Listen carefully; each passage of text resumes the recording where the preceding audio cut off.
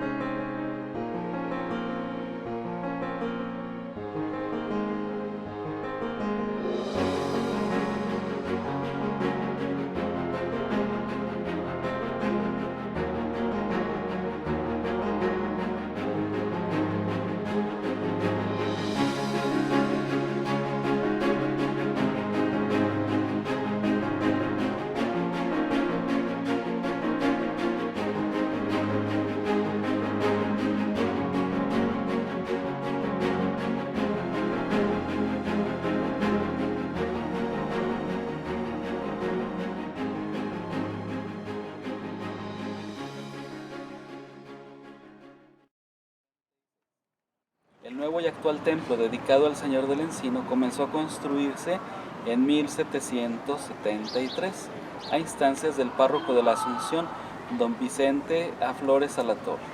Su terminación se debió a los esfuerzos y solicitud de otro párroco, don Miguel Martínez de los Ríos, quien con licencia del gobierno eclesiástico de Guadalajara, el 11 de marzo de 1796, dedicó el templo y bendijo la venerada imagen del Señor crucificado del Encino, que de acuerdo a una tradición muy antigua, fue milagrosamente hallada tal cual en las entrañas de un madero de encino en el año de 1744.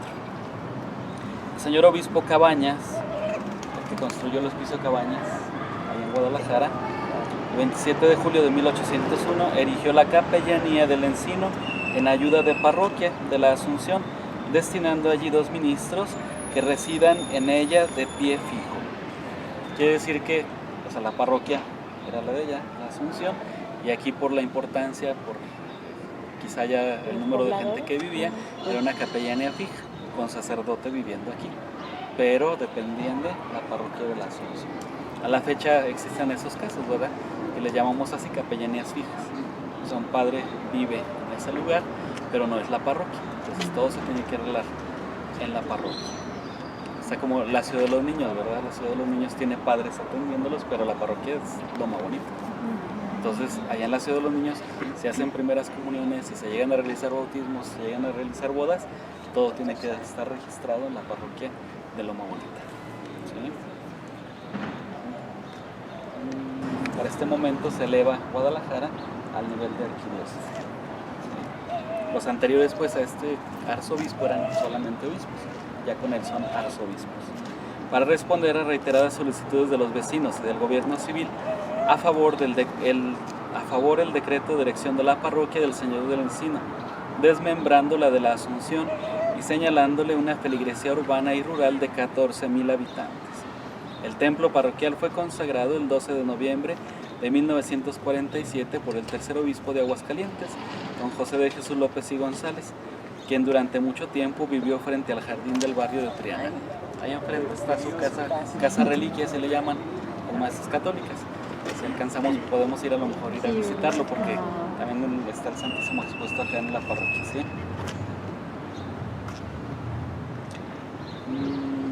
Dice, en el Templo del Encino se conservan las famosas pinturas del Vía Crucis, un Vía Crucis monumental, pintadas por Andrés López, discípulo de Alcíbar. ¿Se acuerdan quién es Alcíbar? El que pintó las imágenes de la Virgen de Guadalupe, que tenemos aquí en Aguascalientes como 6. Sí, ya vimos la de San Marcos, ya vimos la del Conventito y ya vimos la de Guadalupe. Y si Dios quiere, mañana vamos a ver la de San José. Y ya quien tenga curiosidad puede ir a ver la de Pabellón de Arteaga y la de Pabellón de Hidalgo. Pero son obra de Alcíbar, de José de Alcíbar. Y si mal no recuerdo, también la adoración de los reyes es de él, de ahí de San Marcos. Entonces un discípulo de él fue el que pintó el Vía Crucis monumental. Este Vía Crucis monumental fue pintado en la Ciudad de México, no se pintó aquí. Sí, se manda así, se les dijo las medidas y allá se pintó y luego ya se transportó hacia acá y aquí se montó. Bueno, yo creo que más de alguno no debe haber quedado exactamente, bueno, pues ahí se adaptaba. ¿Se acuerdan que también Tere nos comentaba de allá en San Marcos, donde está la adoración de los reyes, cómo se hizo lo mismo? Y muy probablemente el autor, Alcíbar, no sabía que estaba el lavamanos, ¿sí? Ahí, y se tuvo que recortar la pintura. Y se acuerdan los 4 personajes que decías están agregados allá, y decir que a lo mejor estaban en esa parte, se recortaron y se pegaron allá, pero tienen una técnica que luego cuando se hacían los añadidos no se notaba, dice, pero lo que nos hace ver que están añadidos allá es el tamaño. O sea, la dimensión no correspondía y la postura de los soldados romanos con el resto de la pintura, entonces decía, muy probablemente se añadieron allá. Entonces así se pintaban, no es que venían aquí a pintar, allá tenían sus talleres, muchos de ellos. Y luego también lo que nos explicaba Tere, estaban los niveles, los maestros, ¿cómo le llamaba a ella? Es como el funcionario, algo así, ¿no? Y el aprendiz.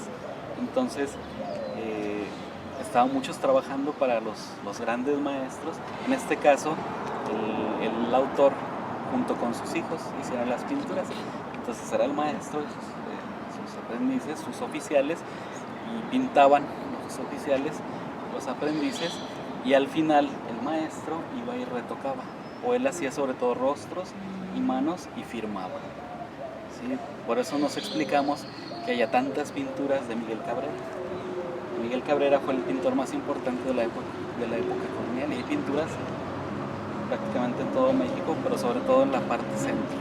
Hay muchos cuadros de Miguel Cabrera. Entonces era eso, él tenía toda su gente trabajando, los otros pintando, y ya nada más llegaba él y daba los retoques y terminaba rostros, manos y ya firmaba. ¿Sí? Las pinturas de Miguel Cabrera son muy importantes. Y aquí en Aguascalientes sí tenemos, en Catedral tenemos algunos cuadros de Miguel Cabrera. Pero otros importantes pues son el Alcíbar y Villalpando también, estaba el Villalpando. Me quedé. Entonces el Vía Crucis pintado por Andrés López, discípulo de Alcíbar, junto con sus hijos. Así como también el cuadro del Bautismo del Señor, pintado por Carlos Correa, un pintor importante. Entonces, el bautisterio lo vamos a encontrar en todas las parroquias, lado izquierdo, a la entrada. Y ahí está este cuadro del Bautismo del Señor. Han sido párrocos de esta parroquia desde su fundación, ¿sí? Mediados del siglo XIX, don Agustín Gómez, don Justo Ramírez, don Isidro Navarro, don Ramón C. Gutiérrez, don Alfonso Maldonado, don J. Natividad Soto, don Francisco López, don Antonio García, don Urbano Rizo, don Salvador Jiménez, y después de ellos Salvador Jiménez fue el padre, uno que está en San José, se me va el nombre del padre Antonio, que se llama también, y luego ya de él, el padre señor Cuellar, que es el actual, ¿sí? De hecho en la sacristía tienen ahorita la colección de pinturas, de cuadros, de fotografías de los párrocos de aquí del Encino. Igual era una capellanía primero, ¿verdad? Entonces luego se hace capellanía fija con atención de 2 padres aquí y luego pasa a ser parroquia. De hecho, El Encino es una de las 6 primeras parroquias de la diócesis de Aguascalientes. ¿Qué fecha se fundó la diócesis de Aguascalientes? ¿Quién se acuerda? 1899. 1899. Muy bien, entonces cuando se funda la diócesis solamente se tenían 6 parroquias, pero imagínense el territorio que abarcaban cada una de ellas. La diócesis originalmente era solamente el estado de Aguascalientes. Con el paso del tiempo se tuvo que ir a tribunales eclesiásticos para que nos dieran la parte que ahorita tenemos del estado de Jalisco y del estado de Zacatecas. Pero en un primer momento solamente era el estado de Aguascalientes, la diócesis de Aguascalientes. Y aquí en la ciudad, las 2 parroquias que existían y que fueron las primeras fue la del Encino y la de la Asunción. ¿Sí? Ya después se trasladará la sede de la parroquia de la Asunción al conventito. Eran las 2 parroquias originales. ¿Sí? Te voy a leer ahora otro libro. Este libro sí nos da muchos más datos, ¿sí? Más detallados. Lástima que no sé si todavía haya, porque yo cuando he ido ya no lo vi. Pues aquí nos da datos de que hubo asentamientos antes del 1565, que nos hace referencia al padre Ricardo Martín del Campo. Dice, los primeros vecinos que se establecieron en el Valle de Nuestro Señor de los Romeros o de los Remedios fueron Catalina Gallegos y su familia, que en 1544 recibió del gobernador de la Nueva Galicia, Francisco Vázquez de Coronado, un pedazo de tierra para estancia de ganado y una caballería. Luego de esta familia se asentaron en el valle Pedro Gutiérrez y Francisco Sánchez, García de Vera, Juan Manzanares y Juan Bravo. Y no muchos años después hicieron lo mismo Alonso Ábalos de Saavedra y Nicolás Ramírez con sus familias, al considerarlo seguro del peligro chichimeca. No lejos del valle, en Ciénega Grande, se establecieron Juan de Dosal Madrid, Francisco Quesada, Juan de Navarrete, Bartolomé Sánchez, Diego Gómez de Portugal, Pedro Salazar, José Gallardo y Francisco Gómez. Se conocía la zona como los Llanos de Chichimecas. El primer obispo de Guadalajara, don Pedro Gómez de Maraver, informaba al rey en 1548 que dichos llanos eran frontera y que había en ellos ya estancias de ganado y siembras habitadas por algunos españoles. La diócesis de Guadalajara se funda en 1548, por eso es de que el primer obispo da este informe.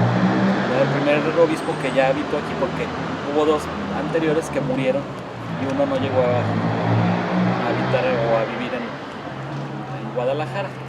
¿Sí? Que se acuerdan que les dije que la primer sede de la diócesis de Guadalajara no fue Guadalajara, sino que fue Compostela. Sí, que la fecha existe ese pueblo, yo no lo conozco. Cuando va uno rumbo a Vallarta, bueno, cuando iba, porque ahora ya hicieron una autopista creo que es más rápida, pero cuando iba uno antes a Vallarta, venía la desviación, ¿verdad? Hacia Compostela. Pero Compostela ya es Nayarit. Sí, ahí era la sede. De hecho, les decía que cuando hablamos de la sede compostelana de la diócesis, es la de Guadalajara, porque su sede original era Compostela. Pero los obispos nunca se fueron allá porque hace mucho calor. Tenían calor. Es muy caliente. Entonces, la primer sede, ya así de facto decimos, o sea, de hecho, fue Guadalajara. Fue Guadalajara. Entonces, en 1548, pues el obispo da el informe y dice, bueno, pues hasta acá llega mi diócesis y pues esta es frontera, ya hay gente ahí viviendo. La colonización de esta región inició luego que en 1546 descubriera Juan de Tolosa las minas zacatecanas al pie del Cerro de la Bufa. A los españoles que emigraron, el gobierno les entregó diversos tipos de mercedes de tierra, caballería, suertes de huertas, sitios para ganado y cultivo, ejidos y solares donde construyeran sus casas y abrieran huertos. Recuerden que junto con el descubrimiento de las minas de Zacatecas, se da el descubrimiento de las minas de Asientos. ¿Sí? Entonces, Asientos y Zacatecas en eso tienen mucho que ver y tienen mucha relación. Además de que Asientos estaba al pie del camino principal de La Plata. El sistema de repartimiento conformó el origen de la nueva sociedad, el que se basó en el fomento agroganadero. Estos pobladores pronto se extenderían hacia el norte y como había ocurrido en los altos de Jalisco y cañones zacatecanos, fue la acción de los misioneros, de los rancheros y los comerciantes la que logró la pacificación y corrimiento de la frontera, porque relativamente fácilmente se desprenden los territorios del norte de México que luego pasaron a ser de Estados Unidos, porque en realidad no había una población muy fuerte. ¿Quiénes estaban ahí? Pues los misioneros. A la fecha va uno y ya las han rescatado porque mucho tiempo no las valoraron en Estados Unidos, y las misiones franciscanas principalmente, pero también había jesuitas muy importantes en Texas, en California, en el extremo Nuevo México. Entonces era lo que sostenía propiamente el que esos territorios fueran de la Nueva España. Los rancheros que se aventuraban, ¿sí? Y algunos comerciantes que iban y venían. Entonces poco a poco la frontera se va extendiendo hacia arriba, y entonces de esa manera se va colonizando toda esta parte de la Nueva España. Debido a la pobreza de las tierras y el peligro chichimeca en los primeros años, acudieron pocos españoles. La mayoría de los que se arriesgaron fueron gente sin oficio o delincuentes, forajidos y gente pobre, aunque no faltó gente avesada en las armas por las circunstancias en que vivía inmersa la región. Los primeros que encontramos asentados en lo que sería barrio de Triana están Gaspar López, Francisco Guillén, Lorenzo Padilla y Hernando González Berrocal. Aquí hay que tomar con mucho cuidado estas afirmaciones que hace el autor, ¿verdad? Porque también nos han dicho mucho de eso, ¿no? Pues acá llegaron gente que abrieron las cárceles y ahora le váyanse a conquistar allá el nuevo mundo. Entonces no fue tan así, ¿sí? Tenían que tener un permiso para pasar hasta acá. Algo que sí fue muy favorable y que también tenemos que valorar es que los religiosos, los sacerdotes, las religiosas que vinieron para acá eran probados en su fe y tenían que ser gente muy instruida y muy preparada. Por eso la evangelización de América fue una verdadera proeza y se logró gracias a la visión de la reina Isabel la Católica. Si alguien ha visto la serie de Isabel, entenderá todo esto. Si no la han visto, búsquela. Está muy bien. Sí trae escenas un poquito fuertes al principio sobre todo, pero históricamente está muy bien hecha. Me parece que ahorita está en Claro Video. Ahí es donde están las 3 temporadas de la serie de Isabel. Está muy larga, pero está muy buena. Y gracias a la visión de la reina Isabel, pues heredamos nosotros muchas tradiciones de ella de España. Entre ellas el idioma, ¿sí? Porque el idioma que hablamos es el castellano, que decimos español, pero si uno va a España te corrigen y te dicen, no, ustedes hablan castellano. El español propiamente no existe. Hay varios idiomas que se hablan en España, ¿sí? Entonces el más fuerte pues, fue el castellano. Isabel fue reina de Castilla y Fernando, su esposo, fue rey de Aragón. Entonces, como ella fue la que patrocinó la venida de Colón, pues entonces, claro, el idioma que se impuso aquí fue el castellano, porque ella era la que mandaba. Van a ver. Pero fue una mujer de verdad excepcional, ¿verdad? Para su tiempo, excepcional, con una visión extraordinaria. Entonces ella pidió, sin tener toda la certeza de que eran tierras que hasta entonces no conocidas por el mundo europeo, que se educara en la fe, que fuera gente valiosa la que llegara aquí. Y podemos hablar, por ejemplo, en el caso de México, de un fray Juan de Zumárraga, excelente, de un vasco de Quiroga, también excelente. Tiempo después, Fray Margil de Jesús, Fray Junípero Serra, y así tenemos una serie de nombres de gente excepcional, ¿sí? En la cuestión religiosa. Por eso luego a veces se daban esos estira y afloja con las autoridades civiles y con personas que sí se pasaban de la raya en cuanto a la colonización. Los frailes siempre estuvieron ahí al tanto y les digo, se daba esos choques que iban en contra de los intereses de los que sí venían nada más por cuestión económica. Sí, cuestión económica. Sí, sí. Luego de fundarse la villa de Aguascalientes en 1575, llegaron otros al valle y conformaron la incipiente sociedad alrededor del presidio que existía desde hacía años. Recuerdan que ya vimos también en el centro, ¿verdad? ¿Dónde quedó el presidio? ¿Dónde estaba exactamente? pues no hay plena certeza. Digo, algunos dicen que por ser el Camino Real, pues ahí donde está el Hotel Imperial y el muro ese que está en el Oxxo, parece que sí, siglo XVI, pero no está plenamente comprobado que sea del fuerte. Les digo, los expertos del INAH señalaban que para ellos era más probable que estuviera en esa cuadrita entre la calle del Codo, Victoria y Moctezuma, porque esa cuadrita, dicen, se sale del trazo de una ciudad y de una villa del siglo XVI. Entonces muy probablemente ahí estuviera el presidio. Pero bueno, estaba en esa zona para no meternos en problemas. Así como en Catedral hay una placa que dice, por aquí sepultaron a Juan de Montoya. ¿Dónde? ¿Quién sabe? Pero por aquí está. Igual ya Sí, lo porque sacaron, lo escarbaron. igual y sí, porque se tuvo que haber sepultado en la primera capillita que ahí hubo, que luego se tumbó para construir la actual catedral. Entonces, pues igual y sí, la cimentación y todo. Pero bueno, ahí está la placa que dice por aquí. Entonces por ahí estaba el presidio, en esa zona.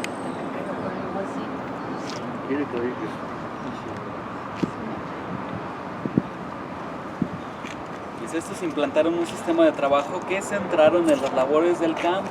Los pequeños grupos familiares que se conformaron se esforzaron por cultivar con sus propias manos la tierra por falta de mano de obra indígena. Este tipo de trabajo en estancias agroganaderas los convenció que servil hasta entonces era digno. La cercanía para estas gentes de reales de minas los empujó a diversificar el trabajo y así pronto las artesanías llenaron un hueco no ocupado hasta entonces. Es decir, que la combinación agroganadera-minera sustentó económicamente sus actividades. Hombres de minas, de tierras y de ganados cuidaban igual campos que socavones.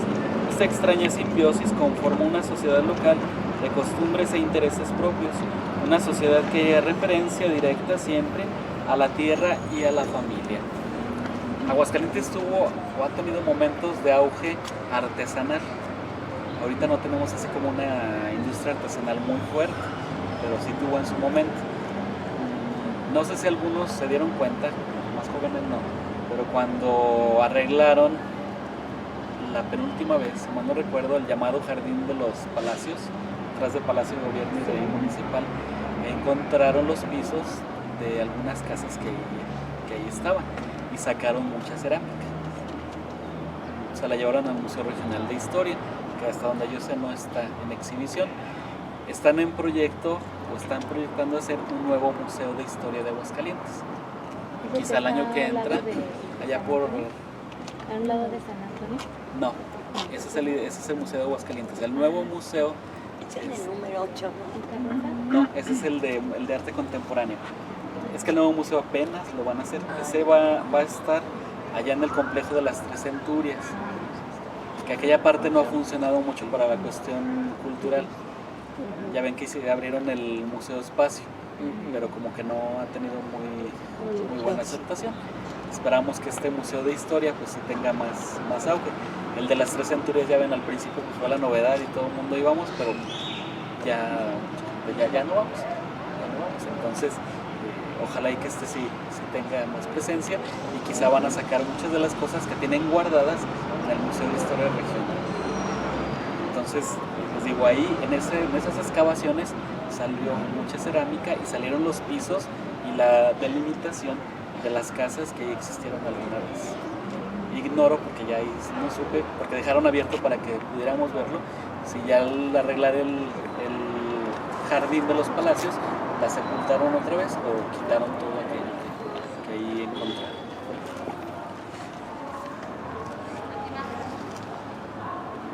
Para principios del siglo XVII, aun cuando la villa contaba con pocos habitantes, los que servían, los más de mayordomos a los señores de estancias de ganados diseminadas en la región, ya manifestaba una sociedad organizada, autónoma y con estabilidad económico-política. Debido a las circunstancias, esta sociedad manifestaría desde el primer momento una profunda criollización y recio individualismo. Vendría a darle una mayor cohesión la erección de la parroquia en 1601, pues contaba con instituciones, formas de vida, conductas y normas.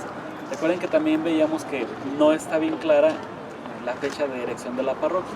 Aquí el autor de este libro menciona 1601. de lo que hemos visto anteriormente, se dice que 1602. ¿En base a qué? A los libros de bautismo, de matrimonios, de defunciones que hay en el archivo de la diócesis.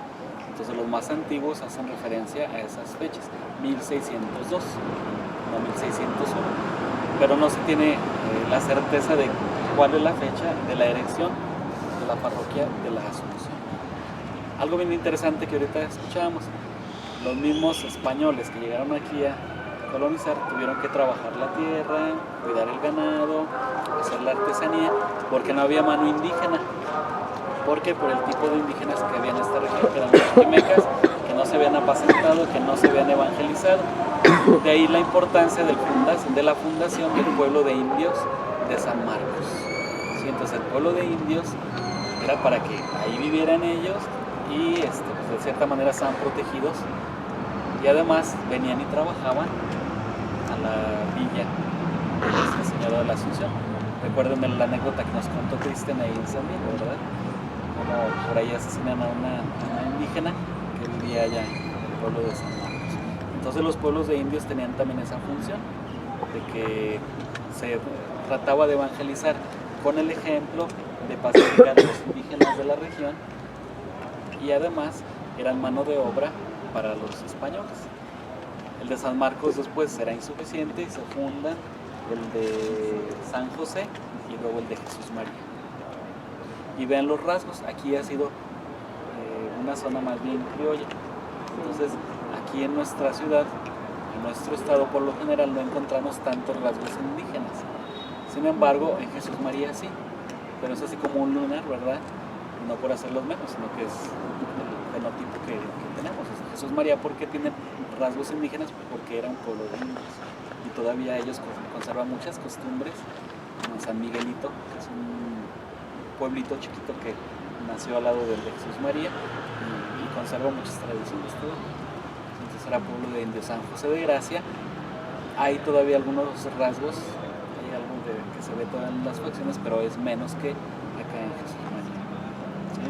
El resto del estado pues no hay tantos rasgos. No, los chichimecas se les decía en general, eran varias tribus. Entonces, ¿sí saben alguien qué significa chichimeca? Gente perro. Significa perro. Perro. Es como un parámetro que se repite a lo largo de la historia, como una cultura a la gente, a los pueblos extraños a ella, les llaman así. Recordemos el caso de Jesús cuando va con la sirofenicia, cuando le pide ella un milagro para su hija. Es que mi hija está enferma, cúrala. ¿Y qué le dice el Señor? Dice, no está bien darle la comida a los perros. La traducción real es a los perros. Así como minimizando, porque luego para no desatar escándalos, luego le ponen que Jesús dijo, no es bueno darle la comida a los perritos, pero lo real es los perros. ¿Por qué? Porque los mismos judíos, a los que eran extraños a su cultura, les decían perros. Aquí pasó lo mismo. Los aztecas, que eran los que dominaban en el momento que llegan los españoles, todas las tribus que estaban acá, en general, o sea, aquí había tribus también, hablamos de los cascanes, de los tecuexes y no sé cuántos, hay varias tribus. Ellos en general les decían chichimecas, pero significaba perros, ¿verdad? Entonces, tenían algunas características en común, no todo, pero algunas sí. Tenían una organización más primitiva que los aztecas, que ya estaban muy bien organizados, o que los purépechas, o los los mayas, que ya en ese entonces ya estaban en declive, pero tenían una organización muy simple, andaban desnudos, se dedicaban a cazar, eran cazadores recolectores la mayoría, no todos, porque sí había centros ceremoniales muy simples, no como Teotihuacán o la Gran Tenochtitlan, pero muy simples. Y entonces, como ellos se dedicaban a eso, a la caza, eran muy atléticos, los indígenas eran muy atléticos y pues tenían una velocidad para correr. Entonces, como no estaban tan organizados como los de Mesoamérica, se batalló más para pacificar toda esta región. Primero era por eso, porque eran tribus diferentes y andaban aquí y al rato más allá. Y para defenderse de los españoles, muchos sí sabían, tenían una habilidad. Entonces entonces estos se defendían con flecha y arco. No es que fueran guerreros, sino que se estaban defendiendo. Y hablamos de la gran rebelión del Mixtón, la guerra del Mixtón, que se llevó a cabo cerca de Nochistlán. Sí, que fue una matanza terrible, pero fue donde pues ahí barrieron con los indígenas y fue de la manera que medio se aplacaron en esta región. ¿Sí? Entonces toda esta región era de los chichimecas. Entonces se traían indígenas de otros lados para que los chichimecas los vieran, que eran indígenas, se distinguía perfectamente en ese momento, que ellos ya estaban viviendo en casas, que ya se vestían, o sea, cosas así. Era uno de los objetivos de los pueblos de indios. Digo que está la leyenda de que el pueblo de indios de San Marcos se fundó con indígenas tlaxcaltecas. ¿Por qué tlaxcaltecas? Porque los tlaxcaltecas fueron los primeros aliados importantes. Tuvieron antes otros, pero los más importantes para los españoles para lograr la conquista de la Gran Tenochtitlan. De hecho, les dije, cuando va uno a Tlaxcala, en el Palacio de Gobierno hay un mural donde tienen los escudos de los estados o las ciudades fundadas, entre comillas, por indios tlaxcaltecas, y entre esos escudos está el de Aguascalientes. Pero pues ahí no nos vamos a poner a debatir, ni van a ir a tumbar su mural, ¿verdad? Porque no fundaron ni siquiera la villa. Se fundó el pueblo de indios de San Marcos, con indígenas, supuestamente tlaxcaltecas. Luego este autor pone en duda eso y dice, tenemos los registros en la parroquia de la Asunción de los primeros matrimonios, bautismos, defunciones de indígenas que vivían en el pueblo de San Marcos. Dice, y ninguno señala que es de Tlaxcala. Dice, la mayoría dicen que son de la parte de Nochistlán, de Teocaltiche, de aquella región. Que es muy probable porque estaba más cerquita, porque aquella región sí tenía asentamientos más importantes. Teocaltiche, por eso se llama así. Teocaltiche significa lugar al lado del Teocalli o del templo. Había un templo ceremonial ahí en Teocaltiche y ahí había cascanes ya un poco más organizados. Entonces es muy probable que más bien aquí trajeran indígenas de esta región y no de Tlaxcala. Sí, pero bueno, pues es parte de la leyenda azteca en torno a nuestra historia.